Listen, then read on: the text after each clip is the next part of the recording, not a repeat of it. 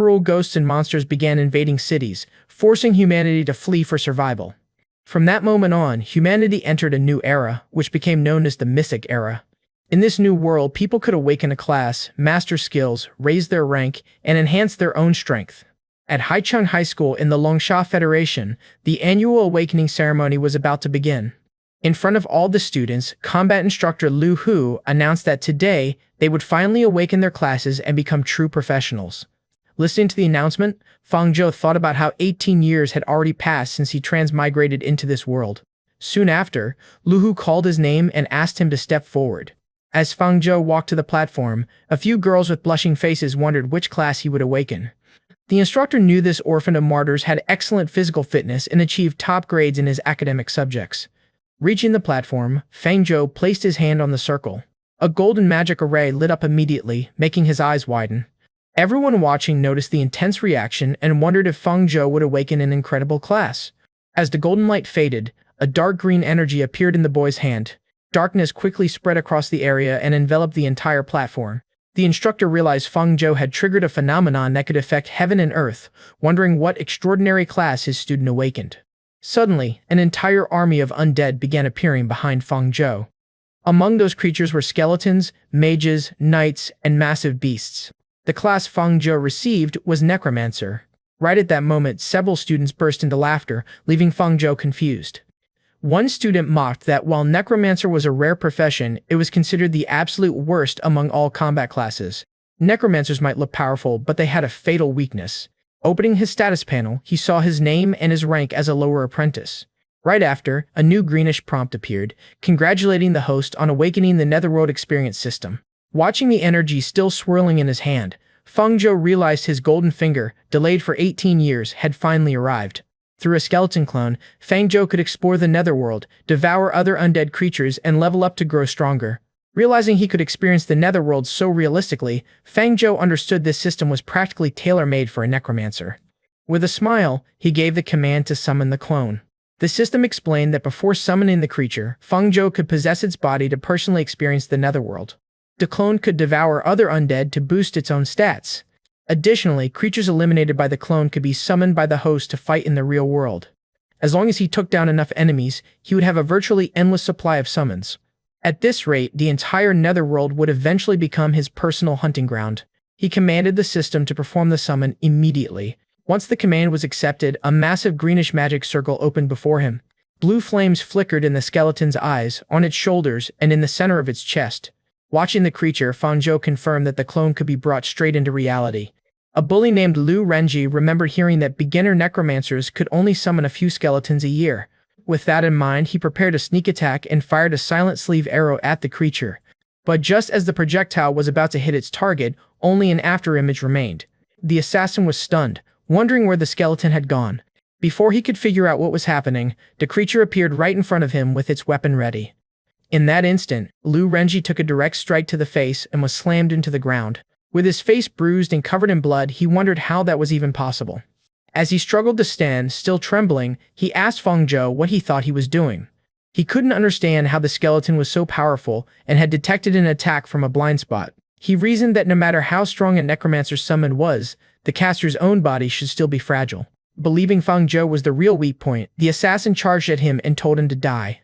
But Fang Zhou easily deflected the attacker's arm and grabbed his wrist. Then he effortlessly readied his own fist to strike back. Before striking, he asked if Lu Renji wasn't overestimating his own abilities.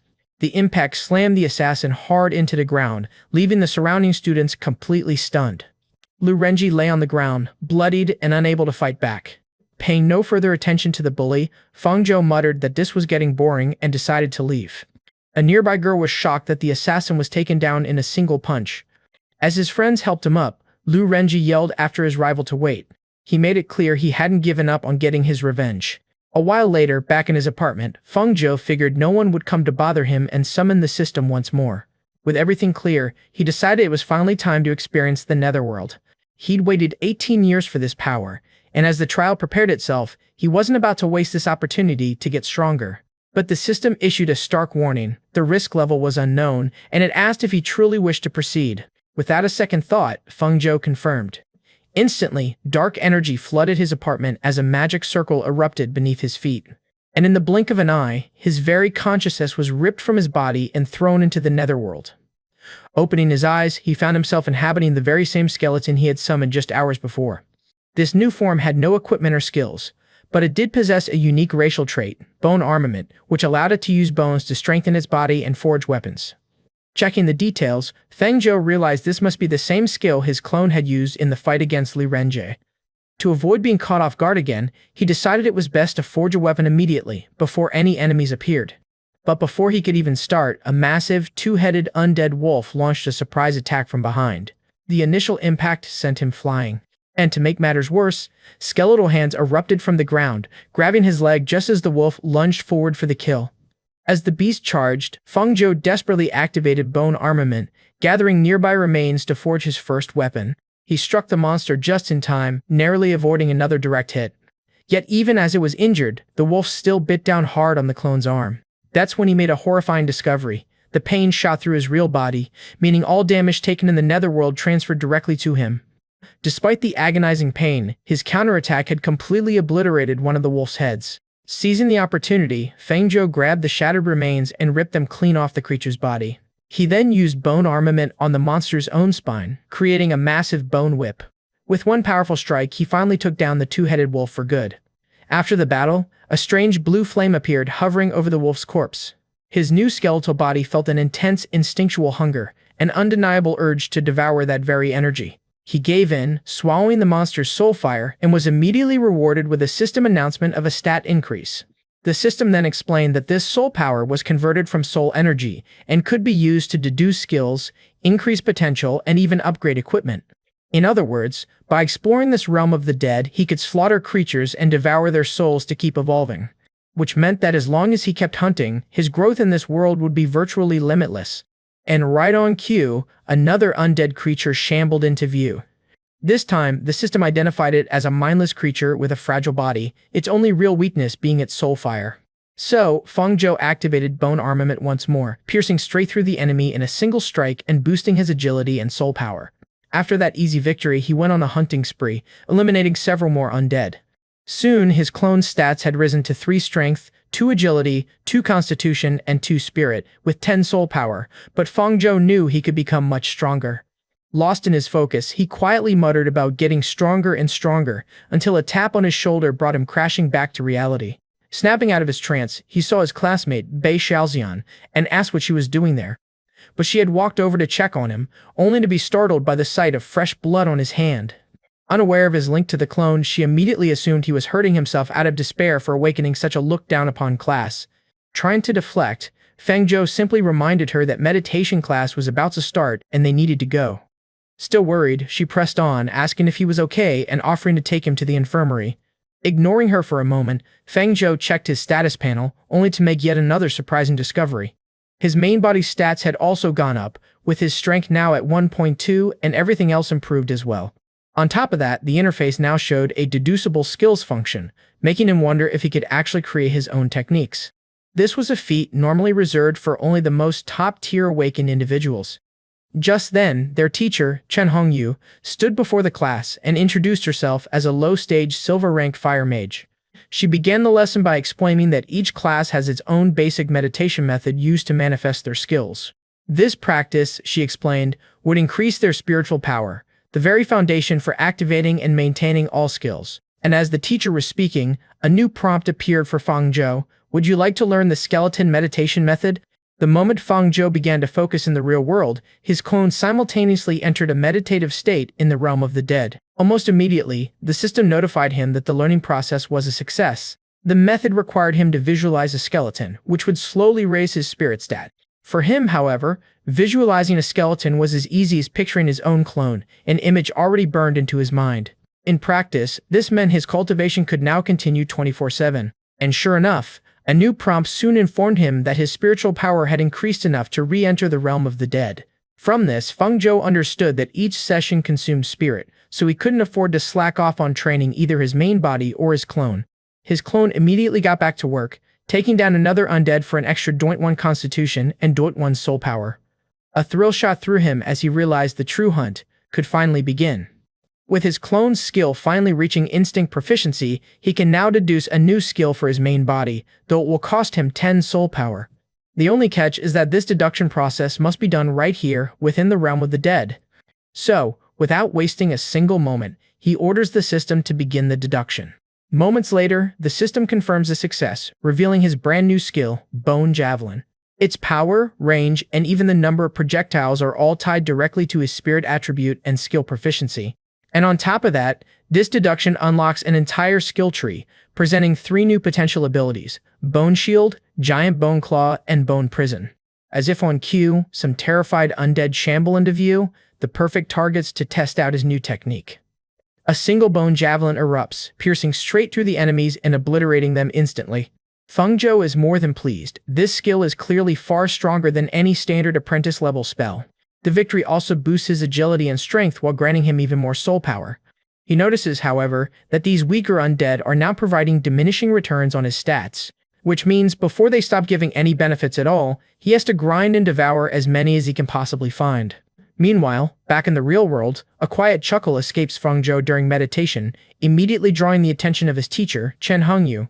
This prompts another student to mockingly ask if rare professions aren't supposed to be better at meditation. Chen Hongyu then scolds him, stating that because he alone isn't trying, he is wasting the entire class's time. That's when the blonde assassin, Li Renji, smirks, showing off how he has already visualized part of a knife's handle in just one class. But Feng Zhou's calm response shocks the entire classroom, causing Lu Renji to stand up in pure annoyance. The assassin accuses him of not even meditating, telling him to know his place before bragging. In response, a terrifying dark aura erupts from Feng Zhou, freezing Lu Renji right where he stands. The teacher immediately demands to know what he's doing, reminding him this is a meditation class, not a power display. Perfectly calm, Feng Zhou explains that he just wanted his classmate Lu Renji to step aside. That way, he can properly demonstrate the progress he's actually made. Lu Renji scoffs at the claim, sneering that at most, Feng Zhou has only completed a tenth of the entry stage. In answer, Feng Zhou simply walks to the front of the room and activates the skeleton meditation method. Instantly, a terrifying aura floods the classroom. Then, a massive skeletal figure materializes right above him, leaving everyone completely stunned. In just a single class, Feng Zhou has already completely mastered the initial stage of the method. A smile touches his lips as he remarks that his speed is 100 million times better than that of an average genius. At that very moment, another instructor, Lu Hu, arrives and acknowledges his truly remarkable progress. But then he surprises Feng Zhou by announcing a practical test for the very next day. Later that night, Feng Zhou returns to the one place he can truly prepare, the Undead Realm. Now that he's mastered the entry stage of the skeleton meditation method, the time he can spend in this world has greatly increased.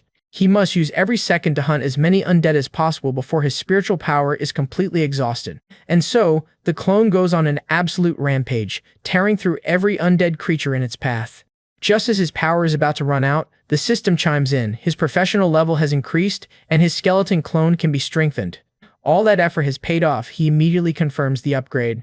A powerful green energy surges through the clone, reinforcing its bones and even creating new pieces of armor. This upgrade also grants him a new apprentice-level skill, Brutal Strike, which unleashes an instant burst of immense strength.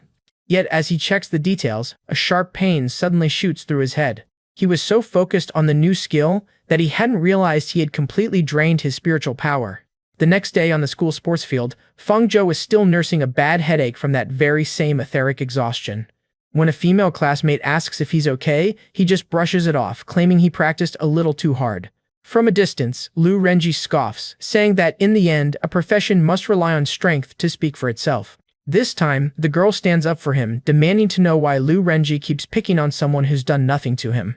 Enraged, Lu Renji calls him a bastard, asking if he really thinks he's the same person he was just a week ago. An energy dagger forms in his hand as he boasts about having already learned a class skill. Before the two can fight, however, Instructor Lu Hu steps in and orders them both to stop. He reminds them that the school teaches skills for hunting monsters, not for fighting each other. Before walking away, Lu Hu tells Feng Zhou to keep working hard and the boy promises that he will. Watching the instructor go, Feng Zhou realizes the man is intentionally looking out for him.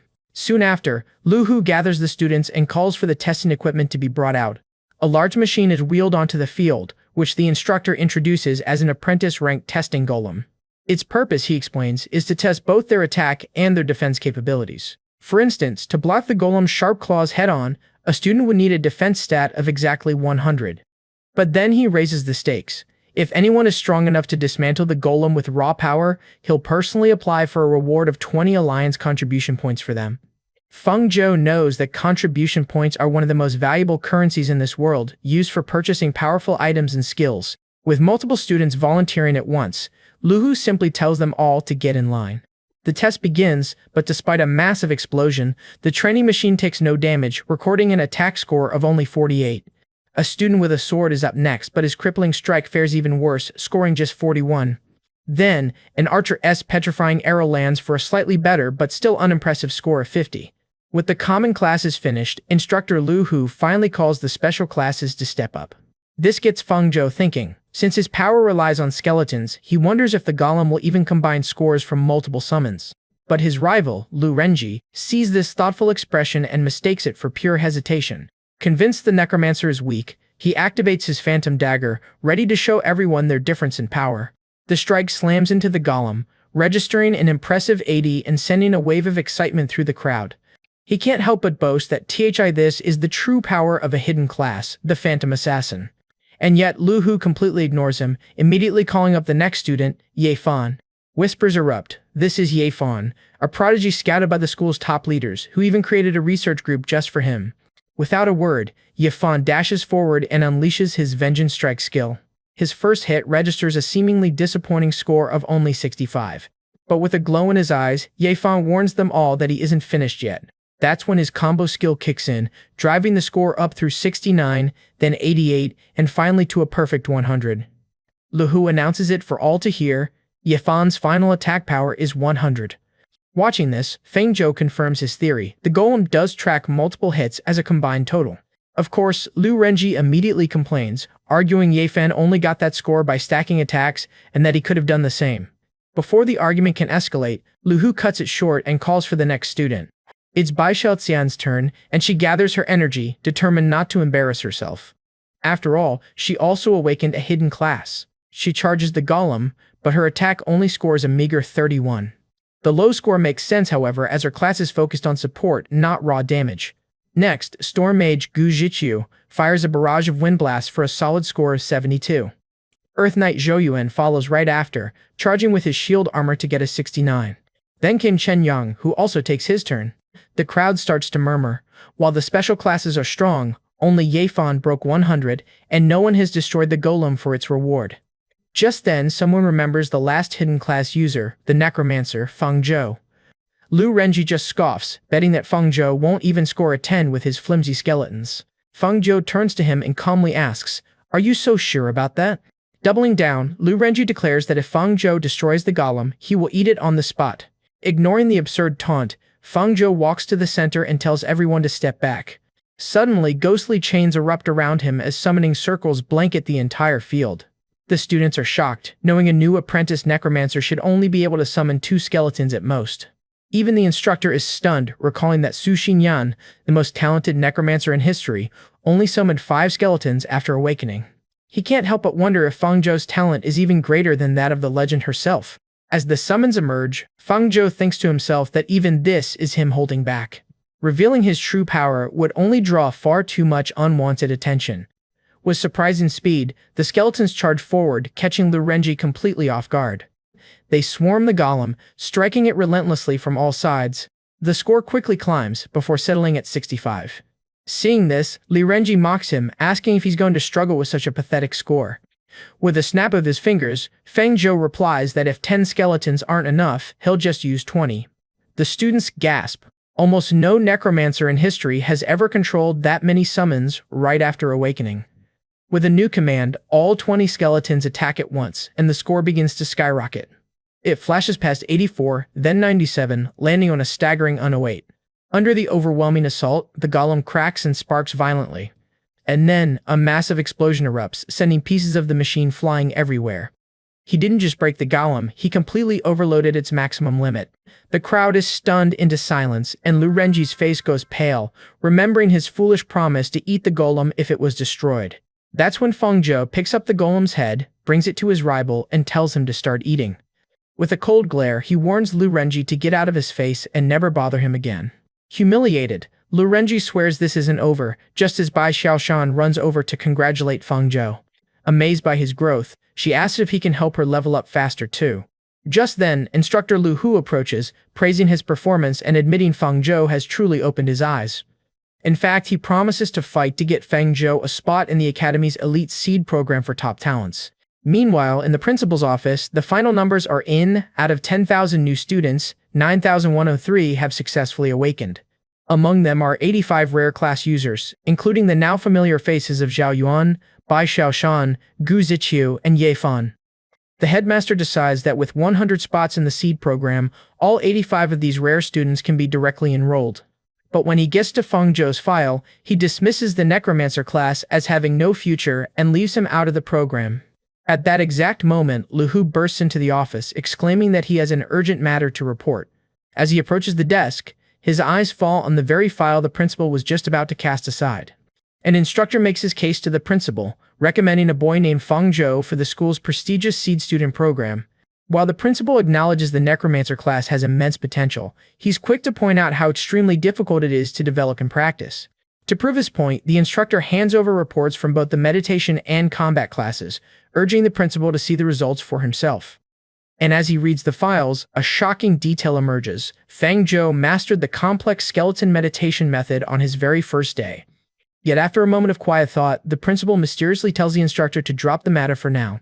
Meanwhile, out in the courtyard, Bai Xiaoshan asks Feng Zhou just how he managed to summon so many skeletons during their first combat class. He just shrugs it off, replying that he only summoned a few extra creatures and that it was really no big deal. But inwardly, he thinks about his clone's true power, knowing he can't reveal that what they saw was just a tiny fraction of his strength. Just then, a sharp voice calls out his name. The newcomer, Ye Fan, boldly declares that after watching everyone in Class 1, Feng Zhou is the only one worthy of being his rival. Completely uninterested, Feng Zhou and his friends start walking away as he apologizes, saying he doesn't want a challenge from someone so dramatic. But Ye Fan calls for them to wait, insisting that this isn't just a normal challenge. He explains that after awakening as a demon hunter, he joined a dedicated scientific research group for that very class.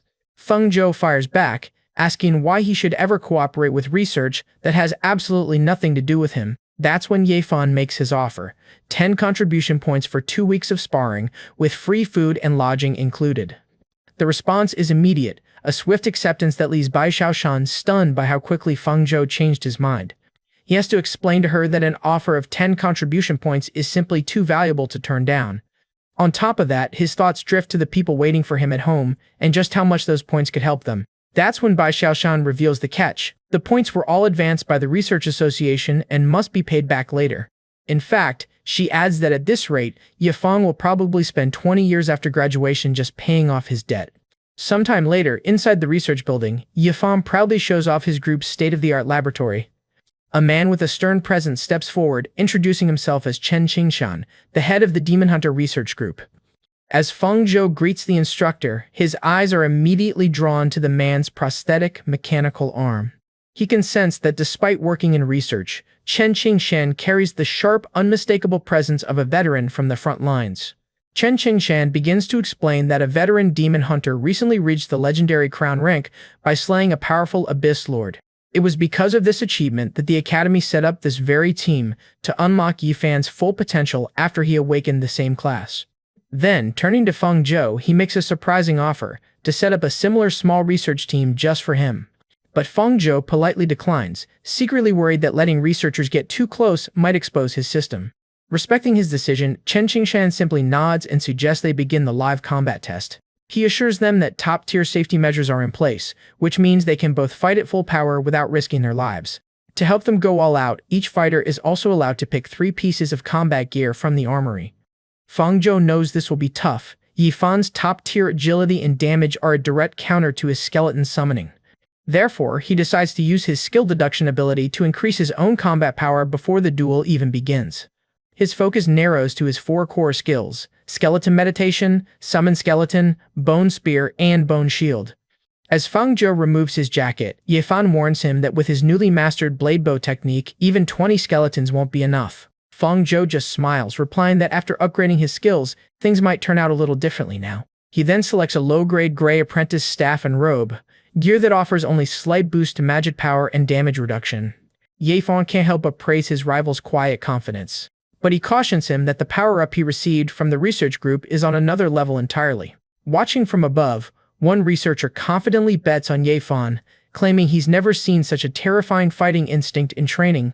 Another researcher agrees, noting that while Fangzhou can summon many skeletons, he still has the fragile body of a caster. He also lets slip that just yesterday, Ye-Fan mastered a powerful new movement skill that will be a big surprise for his opponent.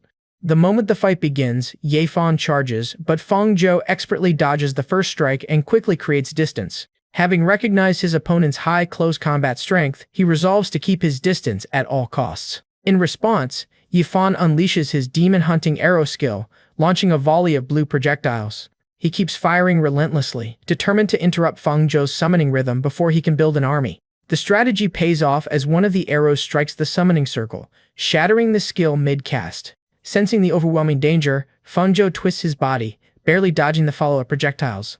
Without a moment's hesitation, he slams his hand on the ground and summons 5 skeletons to his side. From the observation deck, Chen Qingshan remarks that this younger generation is truly formidable. He's already convinced that even in defeat, Fangzhou's performance is more than enough to earn him a spot in the SEED program. The head researcher, however, senses that Fangzhou is far too calm and must still have an ace up his sleeve. As Ye-Fan's relentless barrage continues, Fangzhou realizes he can't hold back any longer. That's when he unleashes his full power, and 30 skeleton soldiers erupt from the ground at once, leaving Chen Qingshan utterly stunned. A nearby researcher gasps, remembering Fangzhou only awakened a few days ago and can't comprehend how he improved so fast. But to Ye-Fan, this incredible display only proves one thing, that Fangzhou is truly worthy of being his rival. However, Fangzhou notices that even when completely surrounded by his undead army, Ye-Fan remains perfectly, unnervingly calm. With a fierce strike, Ye-Fan blitzes through the skeletons, destroying several in a single swift move. Greenish energy immediately fills his eyes, enveloping his entire body. That's when he activates Shadow Rush, vanishing from the skeleton's sight only to reappear right behind Fangzhou. But with a condescending smirk, Fangzhou reveals his opponent just took the bait. Just as Ye-Fan attacks, a gigantic bone shield erupts between them, deflecting the blow and sending him stumbling backward. Lu Hu instantly recognizes it as a new necromancer technique, while Chen Qingshan can't believe Fangzhou learned another skill entirely on his own. Even Fangzhou has to admit that Ye-Fan is stronger than he imagined, forcing him to rely on tactics. So he taps his staff on the ground and vanishes into his own army of skeletons. It's Chen Qingshan who finally spots the trick. A sly smile crosses Lu Hu's face as he comments on just how dirty the kid's tactics are. Fangzhou had used an optical camouflage cloth, allowing him to hide himself perfectly among his summons. Now, surrounded by dozens of identical figures, Ye-Fan has no way of telling which one is the real necromancer. He desperately cuts down several skeletons, shouting for Fangzhou to finally show himself. Realizing he'll be worn down and lose this war of attrition, he decides to unleash his most powerful technique. An incredible explosion of energy erupts from his body, sending the surrounding skeletons flying. From the sidelines, Chen Qingshan explains that while the technique has a long cooldown, its enormous power allows Ye-Fan to escape the encirclement. From this new vantage point, the demon hunter spots a single skeleton that looks different, concluding it must be Fangzhou. Gathering all his remaining energy, he prepares his heavenly fall strike, telling his rival to receive the final attack. Ye-Fan then plummets down with his full force, his heavenly fall strike hitting the target dead on. The resulting impact creates a loud boom that echoes through the arena, kicking up a huge cloud of dust. Even the real Fangzhou, still hidden among the skeletons, is impressed by the sheer power of the attack. Believing he has won, Ye-Fan calls for the medical team, not wanting the duel to end in a casualty. Yet from the viewing room, Chen Qingshan, Lu Hu, and Bai Xiaoxian can only stare with shocked expressions. Seeing their horrified faces, a terrible feeling washes over Ye-Fan as he realizes something is wrong. He whips his head back toward his target just as the body begins to disintegrate into dust. It finally dawns on him he didn't hit Fangzhou at all, but just another skeleton in disguise. This was a double disguise. Fangzhou had made one of his summons look like his real body to act as a perfect decoy. But before Ye-Fan can even process the deception, one of the skeletons behind him grabs his leg. In that same moment, the real Fangzhou appears, points his staff at Ye-Fan's head, and thanks him for the win. With no energy left to fight, Ye-Fan drops his weapon and admits his defeat. Fang Zhou cheekily tells him to consider it sympathy for the loser. Yet Yifan simply retorts with an old saying, vowing that the tables will turn in their next fight. Afterward, Shen Xingshan approaches them, reluctantly admitting that Fang Zhou's combat power exceeded all expectations. He goes on to praise his well-executed tactics, seeing the potential for him to become a master strategist. Fang Zhou confirms that he gained some new insights while practicing his skeleton summoning, and from those insights he created two entirely new techniques, Bone Spear and Bone Shield. Upon hearing this, Lu Hu slaps Fang Zhou on the back, praising him for always bringing new surprises. Immediately, Lu Hu asks Chen Xingshan if the institute has equipment to professionally evaluate these new skills. The only problem is that Fang Zhou's spiritual power is nearly depleted, so he can't use any techniques right now. So, he chugs the potions they give him like water, finding the sudden rush of energy quite refreshing. Once his power is fully restored, Chen Xingshan brings out a training golem and asks him to attack it. Condensing a bone spear in his hand, Fang Zhou hurls it at the golem, scoring a solid 85 in attack power. Next up, Lu Hu orders them to set up for the defensive evaluation. As the golem charges forward at high speed, Fang Zhou summons his bone shield just an instant before impact. Lu Hu is absolutely ecstatic, explaining that his offense is comparable to a storm mage, while his defense is nearly at an Earth Knight's level. Fang Zhou jokingly asks the teacher to stop patting him, lest people think he's padding his stats. Chen Xingshan then tells Fang Zhou that since both skills are excellent, they should be registered in the Federation's skill repository. There, professionals from across the Federation can spend contribution points to learn any registered skills. He explains that the Institute conveniently has its own branch of the repository that Fang Zhou can use immediately. At the entrance, Lu Hu adds that after registering the skills, Fang Zhou can use the points he earns to acquire new ones for himself. But stepping inside, he finds only darkness and wonders if this is really a library at all. Suddenly, lights flicker on one by one, revealing a gigantic structure filled with shelves, books, and glowing magic terminals. Fang Zhou is left completely speechless, amazed by the sheer scale of the Federation's skill repository. He approaches a glowing sphere and proceeds to register both the Bone Spear and Bone Shield techniques. As the creator, he instantly receives 200 contribution points, on top of 50 of the cost whenever someone else buys his skills. With his new points in hand, he starts searching for skills that can serve as a foundation for future system deductions. While looking at a book on skeleton training, the system suddenly detects that the skeleton meditation method can be upgraded for 100 soul power.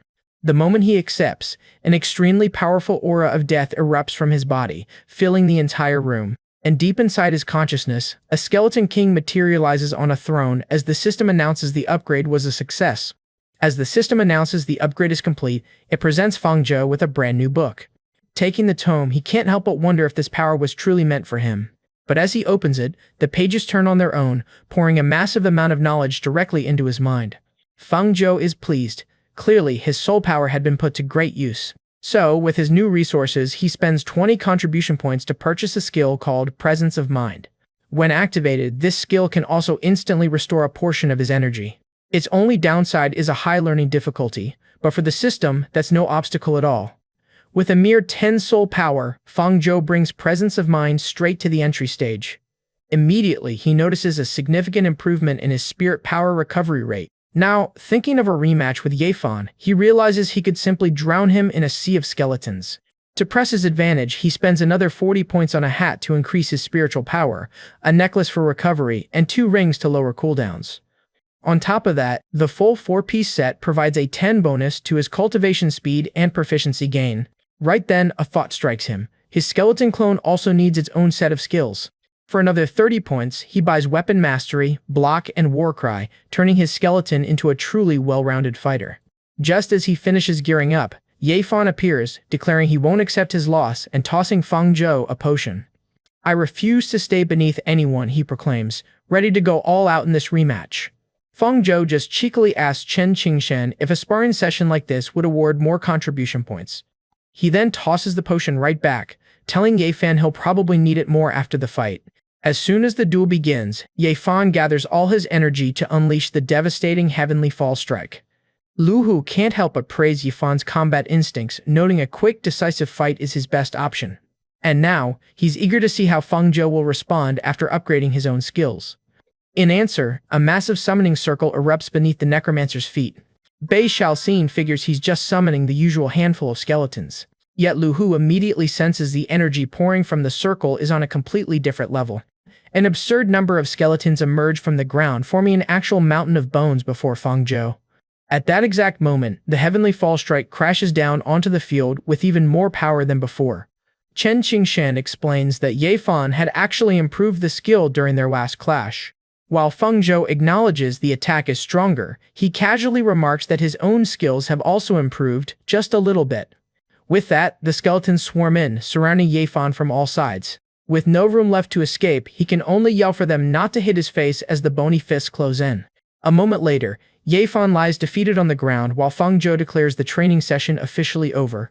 Afterward, Chen Qingshan once again asks if Feng Zhou would consider founding a research association for necromancers. But Feng Zhou knows that allowing that kind of research would inevitably expose his system, causing far too much trouble. Meanwhile, in the Academy Library, another necromancer is shocked to find 2 brand new skills have been registered. Intrigued, a woman named Su Xianyun spends 20 contribution points to acquire both the Bone Spear and Bone Shield skills. After studying the books, she's blown away that skeleton-based spells could even be used in such a way. Holding these revolutionary skills in her hands, she decides she must tell her father about this immediately. At that very moment in Director Su Tianchu's office, Lu Hu is once again trying to get Feng Zhou into the SEE student program. Lu Hu formally requests that the director add Feng Zhou's name to the prestigious list. Yet the director remains convinced that even if a necromancer starts strong, he'll struggle to find skills to keep up with his growth. That's when Chen Qingshan reveals that Feng Zhou has already created 2 necromancer skills entirely on his own. The director tries to stay calm, claiming that creating techniques means nothing if they aren't effective in practice. Just then, Su Xianyun bursts into the room, breathlessly announcing that 2 new necromancer skills have appeared in the repository. She shows her father the 2 books, explaining that while she hasn't mastered them yet, their effects are simply incredible. Completely starstruck, Su Xianyun asks if her father knows who could have possibly developed such amazing skills. She then reveals her greatest desire to take this mysterious genius necromancer as her master. To which Su Tianchu awkwardly replies that, unfortunately, that won't be possible. And when his daughter demands to know why, he's forced to reveal that the creator she admires so much is still just a student. A few days later, Ye Fan shows up yet again, doggedly challenging Feng Zhou to another rematch. Tired of his persistence, the necromancer asks why he isn't spending his time getting stronger instead of constantly challenging him. But Ye Fan just grins, confidently replying that this fight will be completely different. That's when a slightly embarrassed Bei Xiaoxin explains that Ye Fan had actually begged her on his knees in public for help. She reveals that a few days ago, she'd learned a very useful support skill called Lullaby in her sleep. This powerful technique not only speeds up spiritual power recovery but also boosts the effects of meditation and training. In fact, Ye Fan admits he's spending 2 contribution points a week just to reserve the skill's potent effects for himself. However, Feng Zhou's interest is piqued by the boost to meditation, and he begins to wonder, would Lullaby also work on his skeleton clone? To kick things off, Feng Zhou summons a few skeletons for Ye Fan to play with, casually reminding him to transfer the contribution points after. But Ye Fan is furious, roaring that his rival is a bastard for daring to look down on him. Completely ignoring the outburst, Feng Zhou simply turns to Bai Xiaoxian and asks her to use her lullaby skill. As she starts to sing, casting the skill, he simultaneously enters a state of deep meditation. Incredibly, the waves of music travel across the very connection between worlds, reaching his clone meditating under the red moon of the dead realm. Realizing the effect works from such a distance, Feng Zhou confirms this technique can be used to enhance his clone's training. And just in time, as his clone finds other undead, giving Feng Zhou the perfect chance to test its new skills. Its new apprentice rank technique activates, allowing the clone to perfectly stop the next attack while reducing the incoming damage. Having blocked the thrust, the clone instantly uses weapon mastery, controlling its spear for a swift counterattack. It follows up with a reverse thrust, striking the enemy from an impossible angle and destroying it in a single blow. And as the rewards roll in, Feng Zhou is surprised to see that even the system gains have increased by 10. Just then, 2 huge enemies attack in unison, forcing the clone to leap high into the air to avoid their crushing blows. But before they can even advance again, it descends at high speed, cutting them both clean in half. The celebration is short-lived, as an even larger number of skeletons suddenly appear, making Feng Zhou wonder if an entire legion is hidden here. In response, the clone unleashes a powerful roar, a skill that temporarily boosts its strength, constitution, and agility. The very force of the cry blasts several of the weaker enemies away, sending them flying. With its stats boosted, the clone wades into the army, destroying skeletons and devouring their souls to accumulate more power. Yet in the midst of the carnage, a strange presence begins to form behind the undead army. Scattered bones from the fallen start to float and gather in the air, coalescing into something completely different from the mindless grunts. It's a gigantic bone angel, armed with a colossal sword, massive skeletal wings, and a haunting golden halo.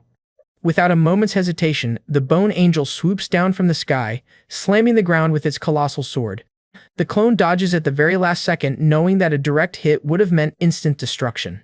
Seeing an opening, it closes the distance, activating its warcry once more to boost its stats for the attack. Immediately after, it hurls its bone spear directly at the angel's arm joint, using the break skill to weaken the area on impact.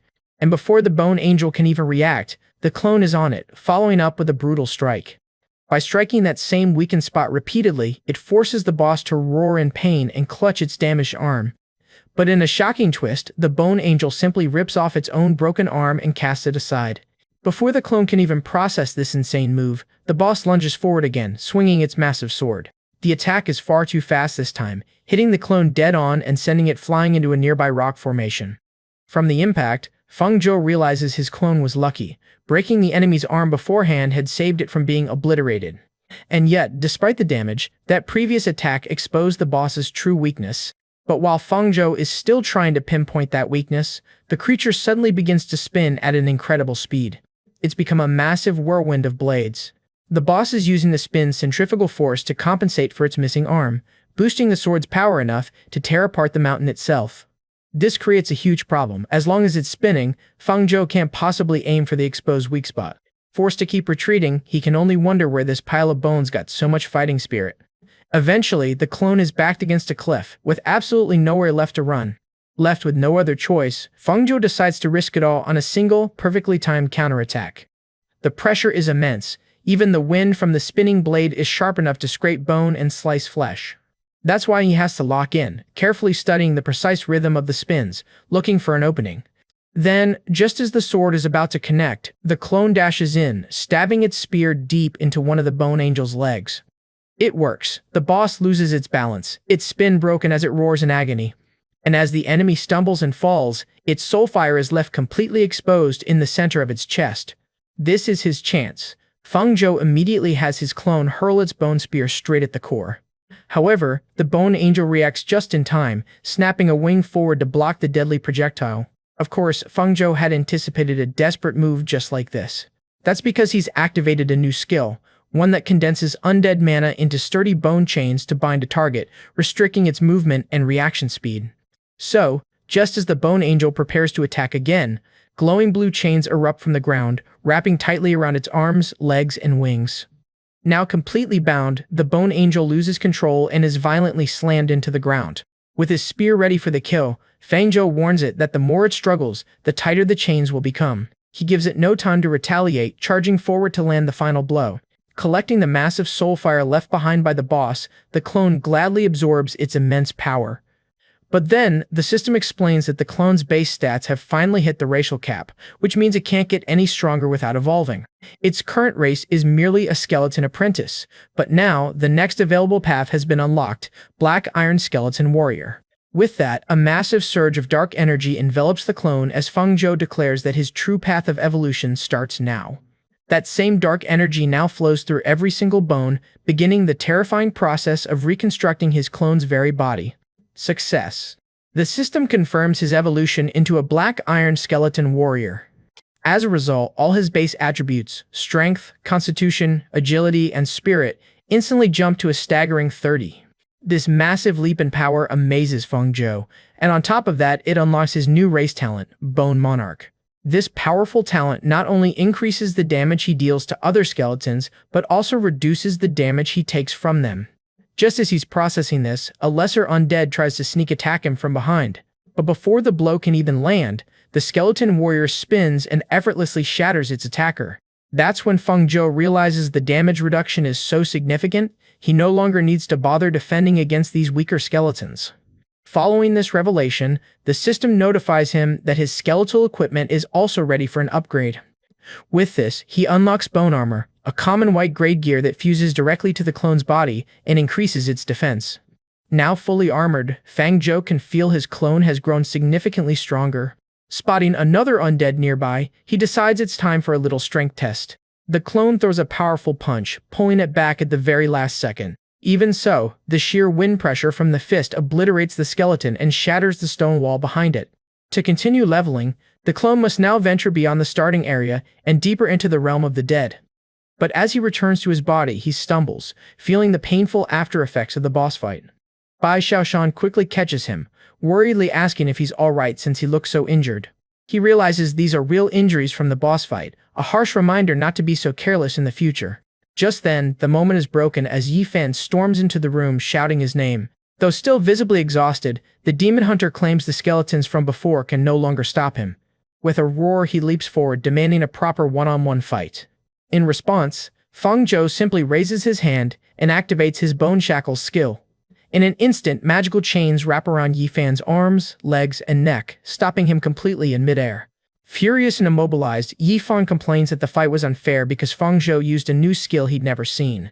Later, at the Resource Exchange Department, Fang Zhou requests to trade 10 contribution points for 100,000 Longxia coins. The clerk is shocked, warning him the contribution points are extremely valuable and asking if he's absolutely sure about trading them for cash. After he confirms the exchange, she hands him a briefcase packed with money. Fang Zhou thanks her, thinking that this money will finally help the people who raised him live a better life. Meanwhile, at an orphanage, a young woman watches the kids play, wondering how many will successfully awaken a class. Suddenly, a child calls out to Sister Huru, spotting Fang Zhou returning with a bag of snacks and that same briefcase.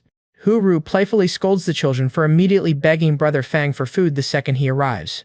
Once the kids are happily devouring their snacks, she turns to Fang Zhou and asks about his awakening test results. She's thrilled for him, insisting that simply awakening successfully is what truly matters. To satisfy the children's curiosity, he summons 2 tiny, harmless skeletons for them to see. The kids immediately start playing with the mini-skeletons, even popping one's head off to use as a makeshift ball.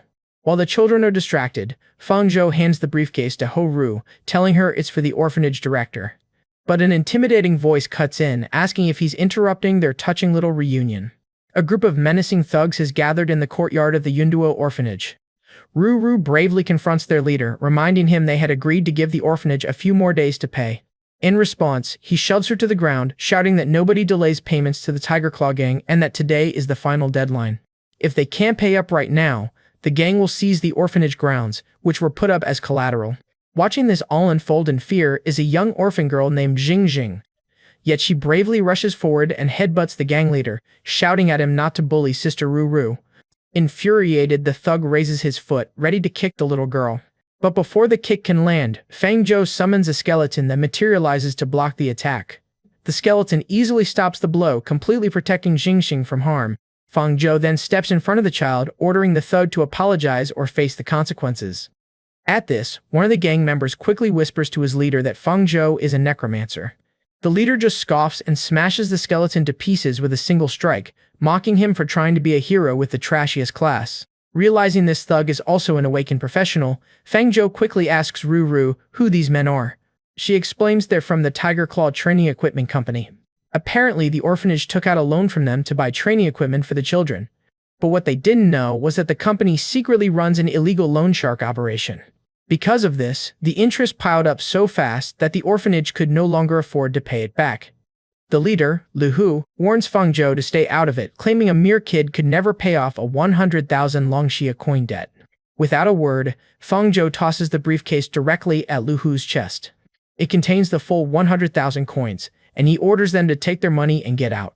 As one of Lu Hu's men opens the briefcase, he confirms the full payment is right there inside. But Lu Hu just shouts at his underling, violently throwing the briefcase aside. It turns out his boss ordered him to seize the orphanage's land, which makes the money completely irrelevant. Confused, Fang Zhou points out the debt has been returned, demanding to know what more they could possibly want. In response, Lu Hu raises the price on the spot, now demanding a ridiculous 500,000 Longxia coins just because of the delay. He even has the nerve to yell that a bunch of useless orphans don't deserve such valuable land. With that final insult, Lu Hu orders his men to attack and take the orphanage by force. This time, however, Fang Zhou is ready, and in response, he calmly activates his skeleton summoning skill. Instantly, a chilling wave of undead mana spreads across the yard, stopping the thugs dead in their tracks. Before their very eyes, armored skeletons claw their way from the ground, quickly surrounding the entire courtyard. Now holding all the cards, Feng Zhou orders the entire gang to kneel and apologize, or face the consequences. But Lu Hu isn't intimidated, rallying his men by kicking a skeleton to pieces while shouting that necromancers are the weakest class, their summons easily crushed. Bolstered by their boss's bravado, more thugs jump the wall and begin to swarm into the yard. Seeing this new influx of enemies, the young orphan Jingxing can't help but burst into tears. That's the final straw. Feng Zhou coldly warns the thugs that they've crossed a line and orders his skeletons to engage. The gang members eagerly surround the skeletons, mocking their thin frames as they prepare for what they think will be an easy fight. One thug even tries for a sneak attack, swinging his bat directly at a skeleton's back. But the skeleton senses the attack instantly and, with a single fluid motion, cleanly slices off the man's arm. And while the thug screams in agony, one of the skeletons kindly covers a nearby orphan's eyes, shielding the boy from the gruesome sight. Refusing to accept this turn of events, Lu Hu himself leaps forward, unleashing his bone-shattering strike directly at Feng Zhou. Yet Feng Zhou remains completely calm, activating his bone shield and stopping the powerful attack, cold. Lu Hu is left completely stunned. His signature move has just been effortlessly blocked. And before he can even recover from the shock, glowing bone shackles shoot out from the ground, wrapping tightly around him. These chains then slam the gang leader straight into the unforgiving ground. In the next moment, two armored skeletons appear behind the captured Lu Hu, pressing their cold blades against his neck. Feng Zhou looms over him and delivers a final ultimatum: kneel and apologize, or die. Trapped and with twin blades at his throat, all of Lu Hu's bravado finally evaporates. He completely breaks down, admitting that he was wrong. Seeing their leader surrender so pathetically, the rest of the gang immediately drops to their knees and begs for forgiveness. With the situation resolved, Feng Zhou tells them to take their money and get out of his sight immediately. Once they're safely outside the orphanage walls, one of the thugs asks Lu Hu if they're really just going to let it go. Lu Hu snaps back, asking if any of them seriously think they could beat that kid, but even now, a new plan is already forming in his mind. Meanwhile, back inside, the children crowd around their hero, who tells them to train hard so they can be just as strong one day. Now that the danger has passed, Feng Zhou's thoughts turn to family, and he asks Ruru if Grandma Yun's health has gotten any worse. Ruru sadly confirms that old age is still giving her a lot of trouble. In fact, she explains that Grandma Yun first fell sick years ago, a result of overworking herself to raise all the children. But on a brighter note, she adds that seeing how successful Feng Zhou has become will surely make her incredibly happy. When he reaches her room, Feng Zhou immediately reassures Grandma Yun that his studies at the academy are going very well. Unable to contain herself, Ruru excitedly adds that Feng Zhou has already paid off the entire debt. This news shocks Grandma Yun, who immediately worries and asks if he took out a dangerous loan to get the money. He quickly reassures her that he earned it all properly by working as a paid sparring partner for a wealthy classmate. A sudden coughing fit interrupts her, but through it all, she expresses just how proud she is that he's become an awakened professional. She waves off his concern for her health, insisting he focus on his important upcoming midterm exam. Grandma Yun then reminds him that his older sister Wenru went through the exact same thing just a few years ago. His thoughts drift to his sister Wenru, who has already graduated and is now serving on the dangerous front line. Confident he'll beat even Wenru's incredible results, she tells him to rest well, and he promises to do his best. After leaving Grandma Yun's room, he finds Ruru waiting for him in the hall. Wanting to help more, he sends her 20 contribution points directly from his phone. She immediately protests that it's far too much, but he explains it's the best way for him to help support them while he's away at the academy. Ruru reluctantly accepts the points, then shows him to Wenru's old bedroom so he has a place to stay for the night. She even offers to cook for him, but he politely declines, not wanting to be a bother. Left alone in his sister's room, his eyes fall upon a framed picture on her desk. He picks up the photo of Grandma Yun and Wenru, and can't help but wonder how his sister is doing on the front line. But he pushes the thought aside, deciding to focus on the upcoming midterm, knowing a high score will bring much-needed resources to the orphanage. To that end, he sits down to meditate, having the system pull his consciousness deep into the undead realm. There, beneath an eerie red moon, he reconnects with his powerful black iron skeleton warrior clone. It doesn't take long for him to realize the weak undead at the realm's edge are no longer a challenge. So, the clone pushes deeper into the territory, determined to hunt for much stronger monsters. And deeper in the wasteland, he finds what he's looking for. Two well-equipped undead, a swordsman and an archer, who spot him and immediately prepare to fight. The swordsman lunges forward to attack, but the clone easily blocks the strike, barely even registering its pathetic strength. The undead archer fires an arrow, forcing the clone to dodge out of the way. Feng Zhou notices these undead are smarter than before, using real melee and ranged tactics. Wanting to eliminate the ranged threat first, the clone activates charge and rushes the archer. But the archer dodges with incredible speed, leaving an afterimage as it repositions on higher ground. The swordsman rushes in with a shield bash and an afterimage strike, as the archer unleashes a rapid volley of arrows. The clone swiftly cuts the swordsman down, absorbing its soul fire to gain 0.3 constitution and 0.3 soul power. Grabbing the fallen swordsman's shield, he blocks the archer's incoming barrage. Then he strikes back, hurling a bone javelin with immense force. The javelin pierces straight through the archer, destroying it instantly. Absorbing its soul fire grants him another 0.3 agility and 0.3 soul power. After the tough fight, he realizes the undead wasteland is far deeper and more dangerous than he first believed.